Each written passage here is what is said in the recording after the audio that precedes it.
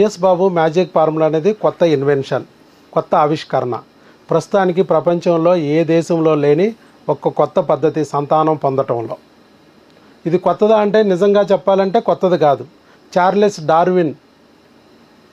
Darwin అనే కనిపెట్టిన germ theory అనే దాన్ని బట్టి వచ్చింది. ఇది ఎప్పుడో మన 10th క్లాస్ పుస్తకాల్లో దొరుకుతుంది. దాని నుంచి ఇంప్రూవైజ్ చేసింది, మాడిఫై చేయబడింది ఈ ఫార్ములా. అలాగే మన పూర్వీకులు వ్యవసాయం చేసేటప్పుడు ఎలాగైతే వ్యవసాయ పంటలు చేయడానికి ఏ పద్ధతి అయితే ఉపయోగిస్తారో అలాగే ఇక్కడ కడుపు పంటలు పండించడానికి కూడా ఈ పద్ధతి ఉపయోగిస్తున్నాం. అంటే ఒక రకంగా మన పూర్వీకులు సాధించింది చేసినదే, దాన్నే ఇప్పుడున్న పరిస్థితులకు అనుగుణంగా మాడిఫై చేసాం. అంటే పుష్పక విమానం అనేది మన రామాయణంలో చదివాం. పుష్పక విమానం అనే దానికే ఇప్పుడున్నది డ్రోను, ఇప్పుడున్న హెలికాప్టర్, ఇప్పుడున్న విమానం.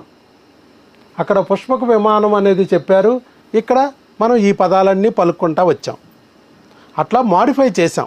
ఇక్కడ కూడా అంతే, ఇప్పుడున్న పరిస్థితిని బట్టి మాడిఫై చేసిన సంతానం పొందే అతి చవకైన మార్గం. ఐవీఎఫ్లు ఆపరేషన్లు లేకోకుండా, ఒళ్ళు గుల్లవుకోకుండా చక్కగా సంతానం పొందే మార్గం ఇది. న్యాచురల్ ఫార్ములా ఇది.